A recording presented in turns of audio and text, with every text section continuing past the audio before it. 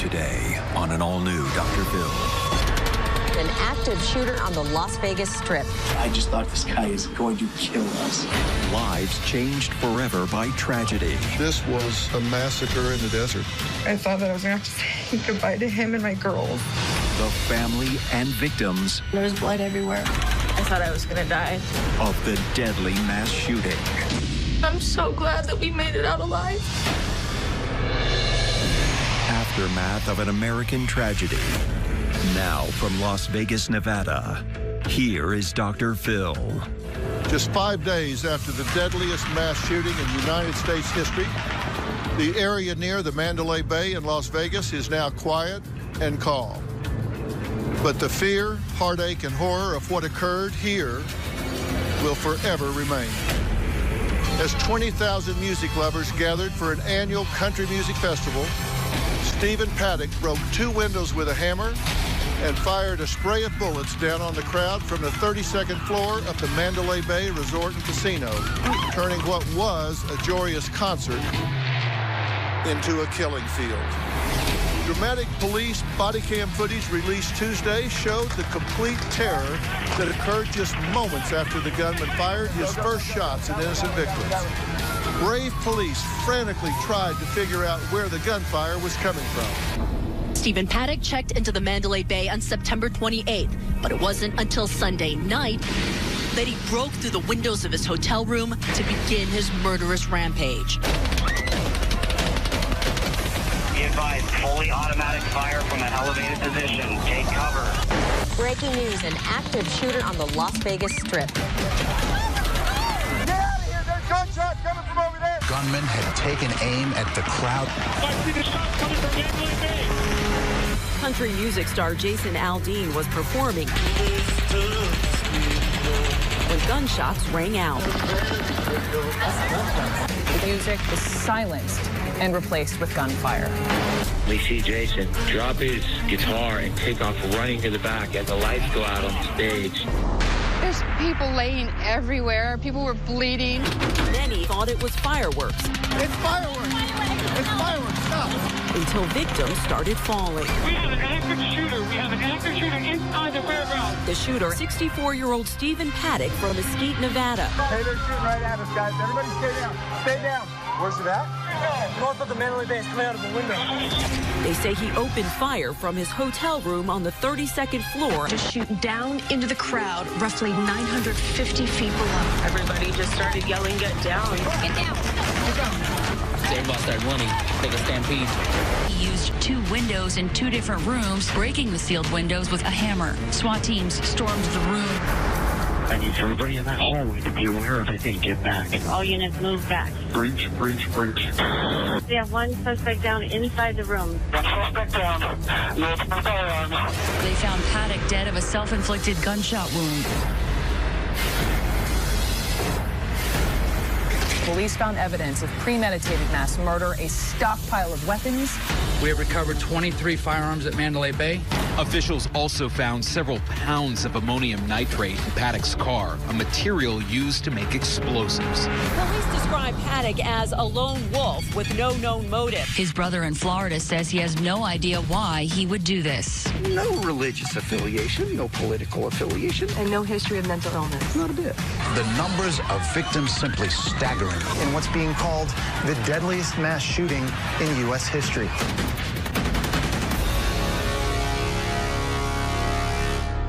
At least 59 people are now dead, and the people injured in this senseless attack are desperately trying to pick up the pieces and heal from this horrific tragedy. We are here in a special report from Las Vegas. We'll be going inside 2 hospitals that have been treating the injured and the traumatized patients around the clock. We'll be speaking to survivors about what they saw, unthinkable things that no human should have to witness. There we go. They are receiving excellent care from the most dedicated and kind-hearted professionals. And everyone from car service drivers to locals to law enforcement have come together to support these victims. But as the physical wounds heal, the emotional wounds linger. And that is why we are here, to help fill that void. Here are some of their stories of strength and survival from the Las Vegas shooting.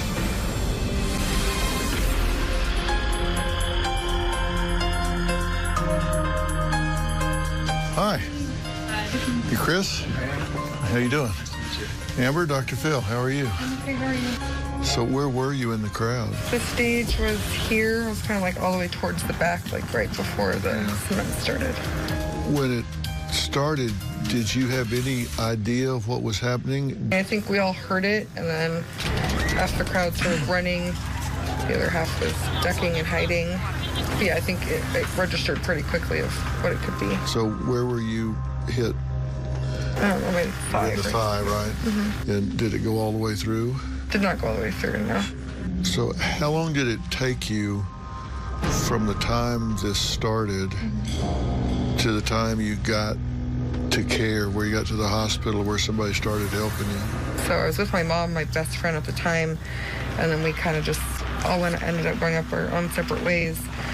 And I just got down. There was like a wooden bar, so I was trying to hide up against it with some other people, and I was literally just screaming. That's the first time I called him. They didn't know what to do. I was by myself. I had no idea.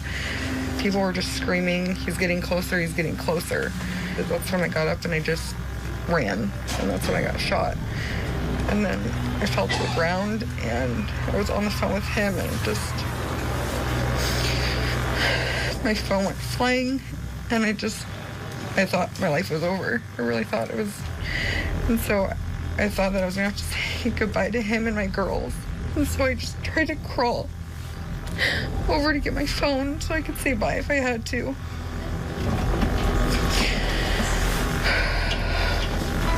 How do you get a phone call from your wife that she's been shot? What goes through your head? Everything. So many thoughts. The first was just terror that, she was saying that he was getting closer and that she was, I'm gonna die, I'm gonna die, I'm gonna die. And I didn't, she wasn't really responding to me. I didn't know what even to say. Do I say to run? Do I say to hide? I don't know, right? I didn't know what was going on. Right. And then she said she was shot in the leg and the thigh, and she FaceTimed me. I could see the blood, but it's very blurry. It wasn't a very clear picture.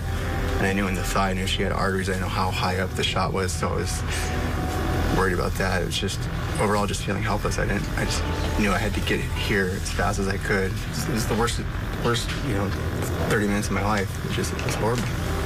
There were some guys that were kind of running back and forth trying to help transport people into cars. And they helped a few other people first and then came back and got me. I was just laying there, just had blood all over me. They cut half my clothes off to try to wrap my shirt around my leg to keep the bleeding. A guy threw me over his shoulder and we ran, he ran with me, and he flagged down an Uber driver, and he was actually looking for his wife. And so I felt horrible getting in that car. I got in the car, and then I heard some other people screaming that they also needed a ride. And at certain points, there were just times I just didn't think I was going to make it home. My daughter was turning 1 on Monday, and all I wanted to do was get home. We had planned, for her to come home that morning. Having to go from that to switching to maybe having to say goodbye to her for the last time, and being so helpless was like the worst. I can't even explain it. There's no words to put it in. Yeah, that's got to be a helpless feeling. At this point, you know that you're going to recover now. That's a given, right? They told you you're going to be okay, your leg's going to be okay, and that you're going to recover? Yeah, they say probably like 4 to 6 months for full recovery. Do you feel bad about going to the concert? From this happening, 100%, yeah. I feel just, why did I go? And this had to happen. I missed my daughter's birthday. I'm here all week, and I feel extremely guilty for going. There was not one thing unhealthy or irrational about what you did. And I hope you don't feel guilty about that. He doesn't blame you for it, right? Absolutely not. I feel guilty. I feel like if I was there, there's something I could have done to help her, but she shouldn't feel guilty. She's a great mom and a great wife, and nothing that she did that was wrong. I hope you don't let it change you to the point that you sit on the sidelines and don't be you because of him. Because if somebody like that changes you in that way, then you let him control you even after that night.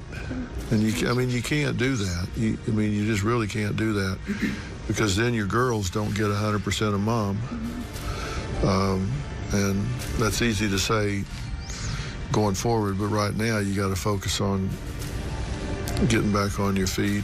If you start having nightmares, you start having flashbacks, you start having big reactions to certain noises or sounds, or you start getting depressed and it just keeps spiraling down, say something.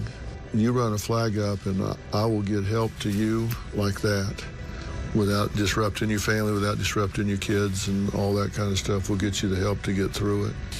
And give yourself credit for this. You made it through it.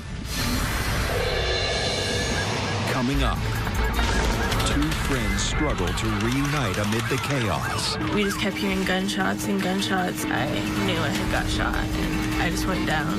And I kept saying, I have to get my friend. I have to get her. I thought I was going to die. I'm so glad that we made it out alive, because it could have been so much worse. That's next. Monday on an all-new Dr. Phil.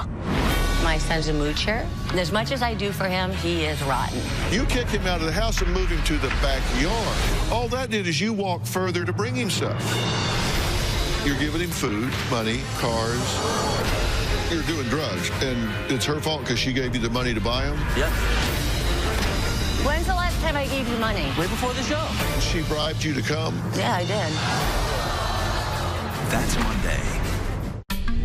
We now return to Aftermath of an American Tragedy. Hi. How are you guys? Pretty good. Were you two together? Yeah. Where were you in the crowd? We were to the far right side, somewhat close to the front, like on the Mandalay Bay side, so. Did you know what was happening as soon as it started, or did you think something else was happening? Some people have said they thought it was firecrackers. I just looked at her and I said, we have to go. And so then we just started running. When you started running, did you have an idea where you were running to or from? Do you know where the shots were coming from? I knew that they were coming from the Mandalay Bay direction, so we were just running in the opposite direction. Literally seconds after we started running, I knew I had got shot, and I just went down. You got shot in the leg. Where did you get hit? In my shin. Is the prognosis good as far as the leg's recovery? Yeah. Do they plan to operate on your leg? I don't know yet. I just have bullet fragments in my leg, so. Just? Well. Yeah. Bullet fragments in your leg. Once you went down, how did you get out of there? I tried to pick her up, but I couldn't, and so she just kept telling me, you have to go, you have to go. So I took 4 or 5 steps, and I made it to where this metal trailer or something was there, and this off-duty policeman from California pulled me in, and he was just holding me there, and I kept saying, I have to get my friend, I have to get her, and he wouldn't let me go, and he helped me out of there. So you two got separated? Yes. And how did you get out? I made my way over under this table thing. It was like a bar area, and this guy ripped off my boot and wrapped my ankle up because it was just bleeding everywhere. And we just kept hearing gunshots and gunshots, and then this other guy came over, and he picked me up over his shoulder and just started running out and put me in a taxi. And that's when I got a hold of my mom, because I lost my phone, and all I wanted to do was talk to my mom, because I thought I was going to die. I thought there was no way I was going to make it out. What did you think when you got that phone call? It was the most dreaded phone call as a mother you ever want to get. I was, of course, grateful I was hearing her voice, hearing that she was as distraught as she was and hysterical. Of course, I'm thinking the worst. And at the same time, trying to keep my mind collected enough to just get to her. What are y'all saying to yourself about this at this point? At this point, I just keep telling myself that we're thankful. And I'm so glad that we made it out alive. Because it could have been so much worse. What do you think about this after the fact? I close my eyes to like try to sleep, and I have flashbacks. I can't listen to the news because the gunshots, I just try not to think about it. And like she was saying, every time I close my eyes, I'm just seeing everybody running and people falling to the ground. Are y'all angry about this, or are you scared, or are you sad? I mean, obviously, there's a little bit of anger too, but probably just sad more than anything because he took so many people's lives that we're just trying to have a good time at a concert, and it's just so unfortunate that someone could ever do that. Well, let me tell you, people came together because what you had, as ugly as it is you had 20,000 people jammed into a killing field, and a guy 32 floors up with a killing machine, and you got out alive. And there's a reason for that. She was telling me when we were driving down here, she just feels so bad for a lot of other people. She doesn't understand why she's here and other people aren't. There's no answer to that question. There really isn't. And, there's a phenomenon that I know you've heard about called survivor's guilt. You are here, and you have to maximize being here. You just have to know I am here, and so I have to do what I have to do with my life. There's not enough guilt in the world to erase what did happen. And there's not enough anxiety in the world to change what will happen. This is going to hit you in time. You are at risk for PTSD. And that's a term that gets thrown around so much it's lost its meaning. But it's a neurological thing, it's not psychological. Everybody thinks it's psychological. You'll know it if after 30, 60 days, there are triggers that take you back to the same emotion you felt that night in that field. And when you see that, you need to tell your parents, because it's very treatable. But the sooner you raise a flag about it, the easier it is to deal with. Thank you so much for having us and being here. And it means a lot because this isn't going to be easy, and we just have to stay as positive as we can. Well, thanks a lot. Thank you so much. Well, I'm proud of you. Okay? Hang in there. Dad, it's good to meet you. Thank you. Take care, okay? Thank you. All right, bye-bye. Coming up, this California nurse becomes a patient. Someone next to you got shot in the eye? Yeah, and I wanted to help him and bring him with me, but, I was trying to save myself. My heart's hurting for the people I couldn't help because I'm a nurse. That's just who I am. That's next. Aftermath of an American tragedy continues.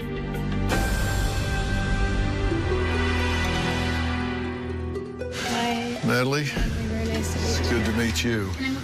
Well, thanks for letting us talk to you. So, you were shot twice. Well, I thought I was shot twice. I was shot once, and what we think happened is it ricocheted and sliced my leg. Oh, my God. It just happened so fast. I knew I had been shot. You knew it at the time? Oh, yeah. I mean, the impact was horrible. And, there was gunshots. It was nonstop. It was horrendous. You went to the concert with friends, family? I had a lot of my friends, and Jason Aldean came on, and then all of a sudden, I knew it was gunshots. It didn't sound like fireworks at all. You knew right away? I knew because fireworks don't sound like that. And you can hear the screaming. It was way on the other side.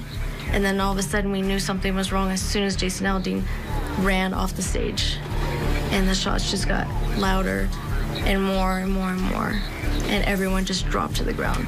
And then you heard more screaming because people were getting hit. And within probably 10 minutes, I got hit. So you were down when you got shot? I was down. Someone got shot in the eye. Another person to the right was dead. It was horrible.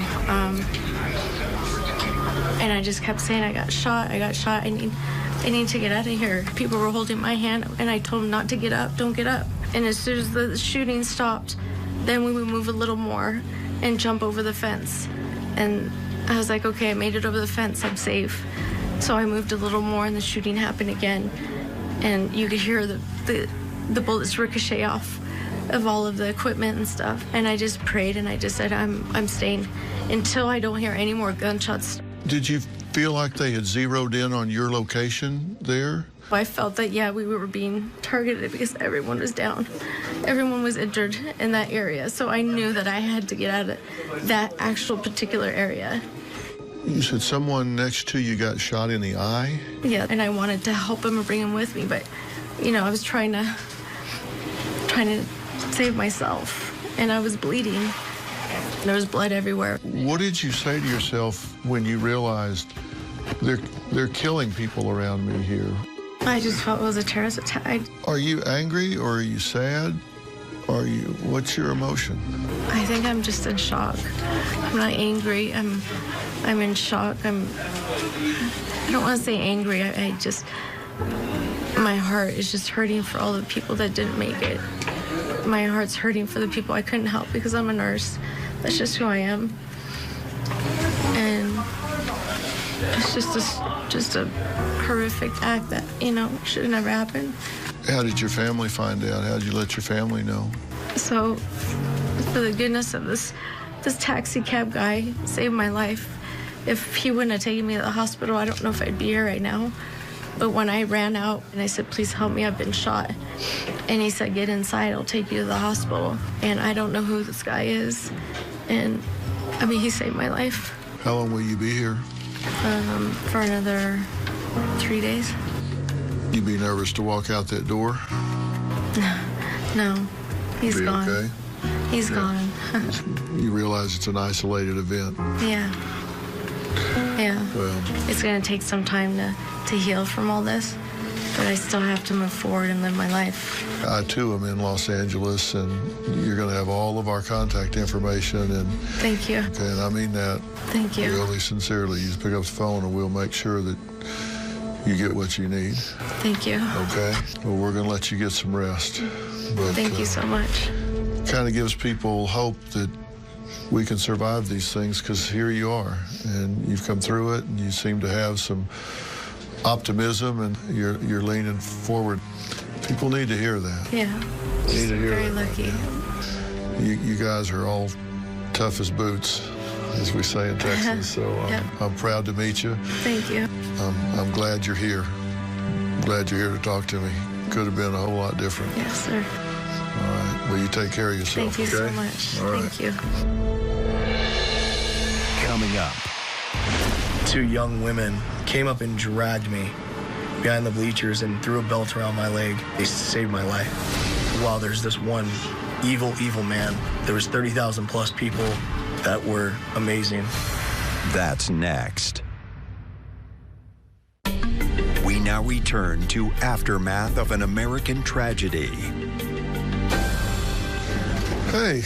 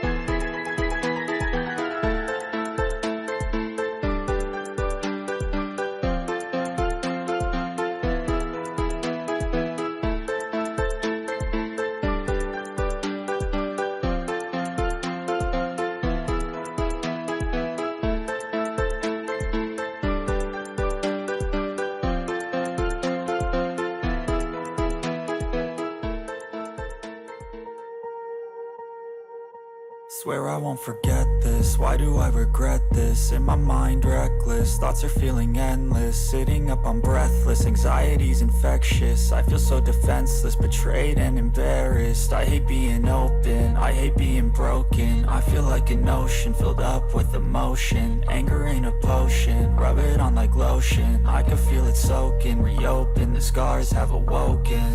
I can't move on till I let go. I feel so lost, never at home.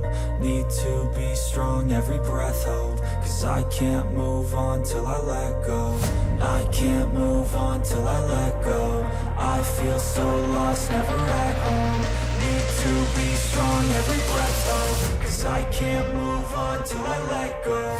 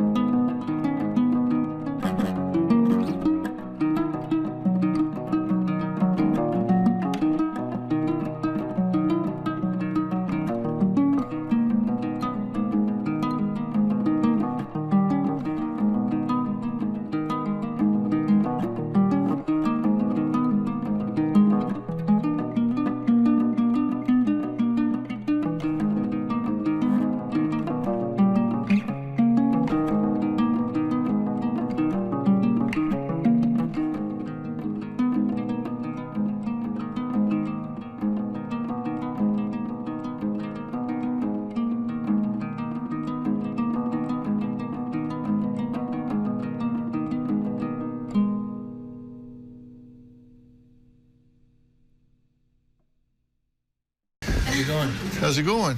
Good to meet you. Good to meet you. Well, thanks for talking to me. Where did you get hit? I got shot straight through the calf here. Entered here, straight out the other side. Did you realize when you got shot that you had been shot? I did. It was weird. It didn't exactly hurt, but I did go down like immediately, and there was a pool of blood like within seconds. And what was going on around you? I think during that time, just with so much anger and adrenaline, I didn't notice anything. I literally didn't see anything. I didn't see any bullets coming at me. I just heard them. Did you ever figure out where he was? Again, I didn't see bodies, so I thought it was fake. I really thought it was fake at that point. When it started happening, we all thought it was speakers. Even Jason Aldean did. He literally kept playing for about 15, 20 seconds. And yeah, then, I saw that. Then when he stopped and took off, it seemed like the screaming started, and it seems like a couple people got hit around that time. And right then, I looked up towards Mandalay Bay right behind me, and I saw gunfire coming out of the window, perfectly in sync with the sound of the gun. And right then and there, it took my leg out. That's when you got hit? Right when I got hit. I just thought to myself, this guy is going to kill us, you know?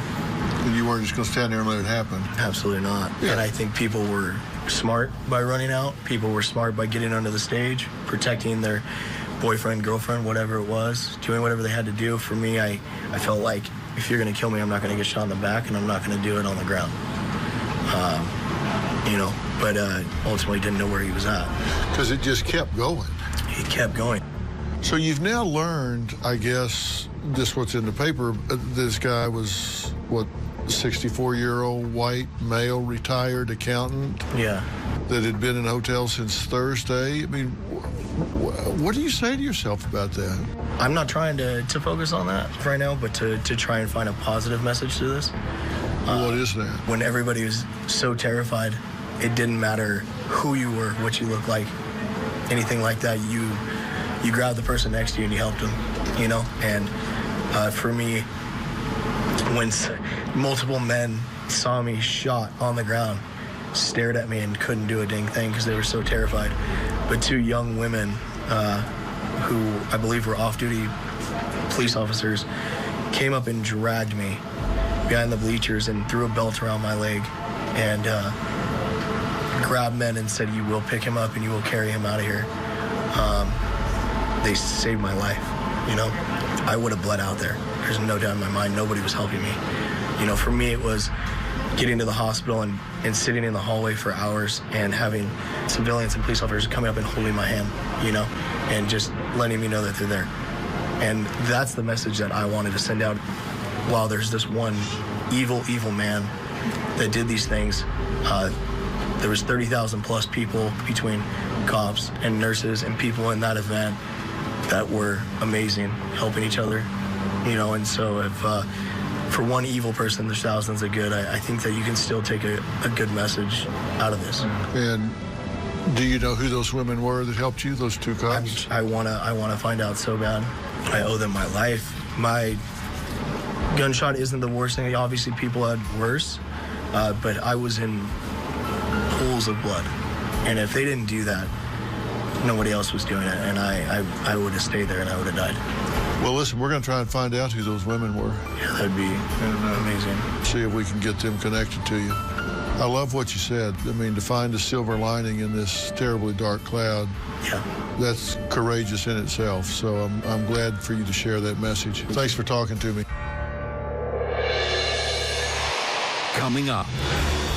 As you lay here now, would you feel comfortable going to a large event again? I'll never go to a concert. Never. Has this changed you in a lasting way? Very much so. That's next. Monday on an all-new Dr. Phil. My son's a moocher. You kick him out of the house and move him to the backyard. You're giving him money. She bribed you to come. Yeah, I did. That's Monday.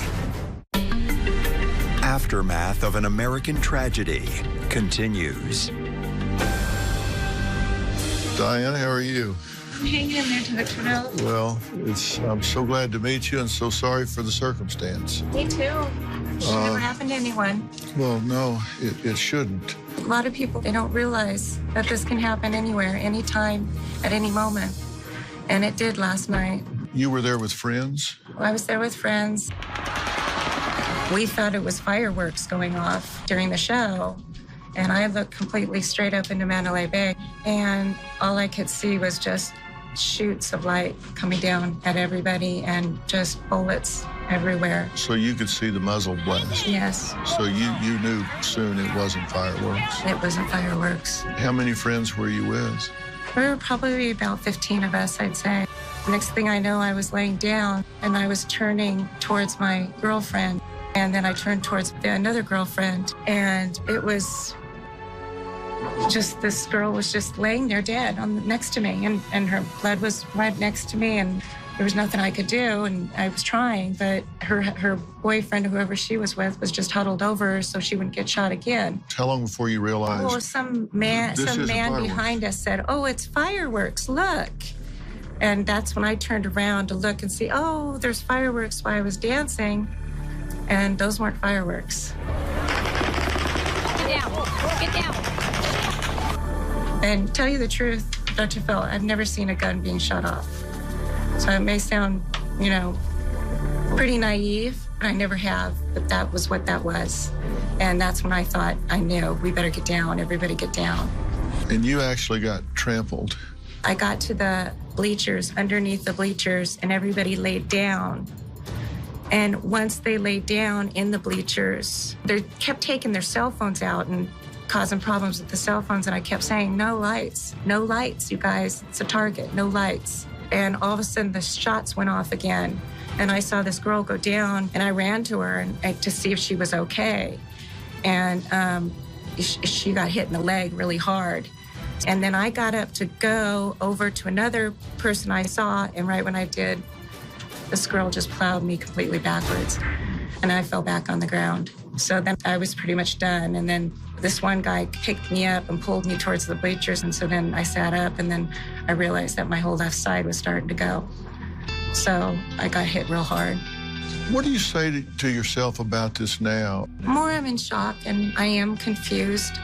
You know, never being in a situation like this, we need to know what's going on out there, and it's not looking good. I want peace. That's all I want is peace. As you lay here now, would you feel comfortable going to a large event again? No, I'll never go to a large event again. I'll never go to a concert. Never. No, you just wouldn't do it? Never. Seeing what I saw, no, never. I won't do it again. It's just not worth the risk. I'm too scared. What's happened in this country that you can't go celebrate something that you love so much? It's love. Love's gone. Not a lot of love left. Has this changed you in a lasting way? Very much so. You know, I've always in my life said that that's what God wants. He wants to take you to a better place. I've always believed in that. But what I saw yesterday, it's just not fair. You know, when people say you're in shock, that's kind of a slang term that we throw around. But what that means is that your brain is overwhelmed right now. I mean, you've got all these neurological pathways, you've got all these emotional pathways of how you accommodate to life, and it's like all of those have been blown apart. But we do have to remember that this was an isolated event. I mean, if you're 40 years old, you've lived 14,600 days, and this horrific thing happened one of those days. It's not going to be easy. You might hear a pop, pop, pop 3 months from now, and it might take you back to the moment that happened again as though it happened 30 seconds ago. But there are ways to deal with that. There are ways to treat those sort of things, and we have to really surround you with that help. Yeah, I know. We got to get you that kind of help. And the main thing is you got to talk about it and let people know how you're feeling and what you're thinking, and, you know, not try to be tough and hold it in. No, Dr. Phil, I'm just thankful that you guys came in. I could tell what happened. Well, and like I said to all the people out there, you know, I'm just one of them. There's so many out there that are hurt or already died, and it's not what anyone wanted. Thank you for talking to us. Thank you for coming in and talking to me. I really appreciate it. Take care of yourself, okay? Thank you. Coming up. Lady that just got shot right next to me. There was a garbage can kind of by where I was at, so I went to get behind it and felt it hit me in the back of the leg. That was like the third go-around of shots, and they just kept coming and coming and coming and coming. That's next. We now return to Aftermath of an American Tragedy. How you doing? Nice to meet you. Good to see you. So what happened with you? I was taking pictures for my music magazine. It sounded like firecrackers going off. It stopped and then started again. And the second time it started, I'm like, that's gunfire. I kind of knelt down and looked over, and a young lady was shot right next to me. So I jumped up and went probably about 50 feet and covered a couple other younger kids up. And they're like, oh, it's just fireworks. And I'm like, no, there's a lady that just got shot right next to me. And they jumped up and took off. And there was a garbage can kind of by where I was at, so I went to go to get behind it and felt it hit me in the back of the leg. That was like the third go-around of shots, and I don't know how many actually. They just kept coming and coming and coming and coming. I looked up, and there was a building, VIP building, and I seen two guys in there. So I just headed to it because I knew that was pretty decent cover. And I got up 2 stairs and fell, and they're like, are you all right? And I was like, yeah, I've been shot. The next thing I remember, they're pulling me over to the back of a pickup truck. They, thank God they put a tourniquet on me, and I mean, they basically saved my life. What do you say to yourself about this? What? Just goes to show you how messed up the world is right now. I don't understand how somebody can pick up guns and go out and shoot innocent people for no reason at all. It makes no sense. Well, man, I am so glad that you're here to talk to me today. Like I said, if it wasn't for the citizens and the concert goers that stepped up, and they saved a ton of lives that day. But, I wanted to say one thing to the guys that helped me. I may never, ever even know who they were. Well, if they're watching this, what do you say to them? Thank you so much. If it wasn't for them, I wouldn't be here. Coming up. I am proud to say I am sitting among lifesavers. We were able to step up and deliver at the time, but I'm disappointed that my specialty shines in times of tragedy. Chaos is the norm, so you have to prepare for the worst. That's next.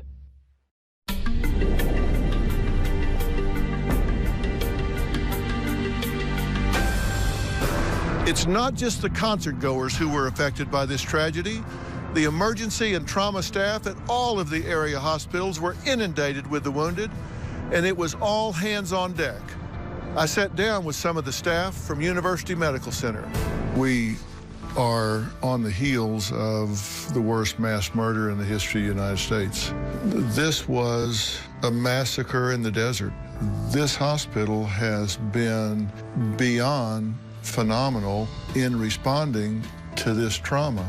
I am proud to say I am sitting among lifesavers who have dedicated their lives to, at a moment's notice, being able to make those life-saving, split-second decisions that for a, quote, normal person, non-medical person like myself, I would panic. And they have been taught not to panic and to focus on the person who is literally dying in front of them.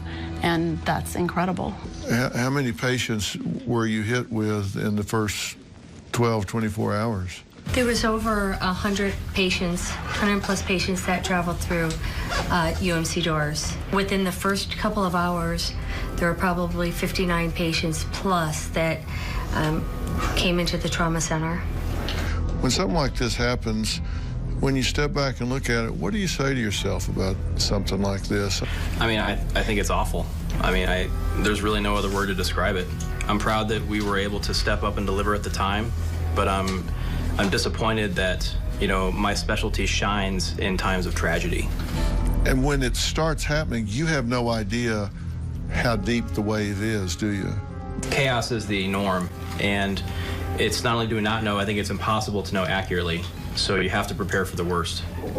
And what these miraculous men and women call ordinary, the rest of us call extremely extraordinary.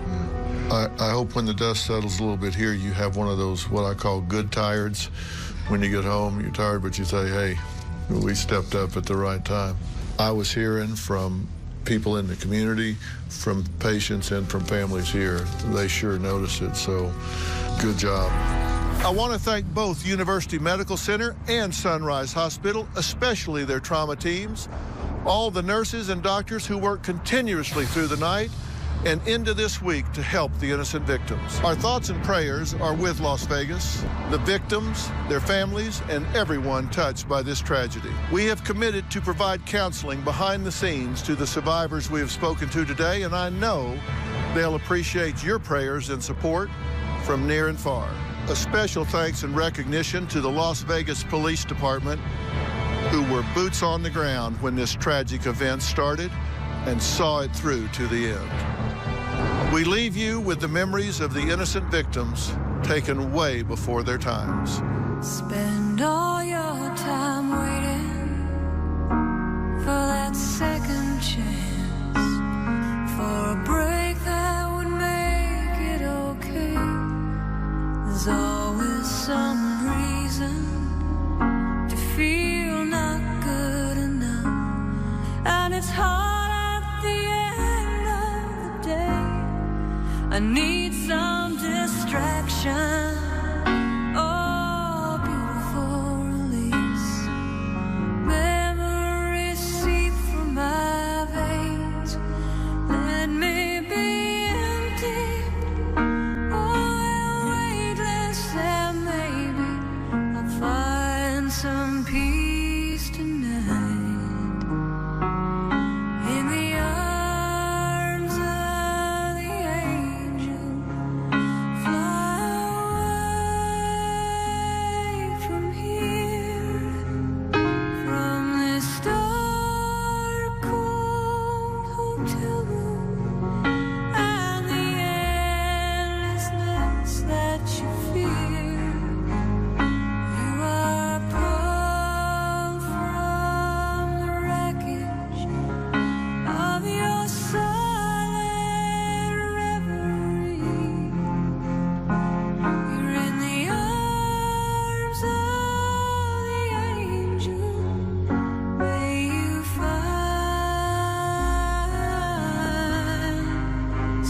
some comfort.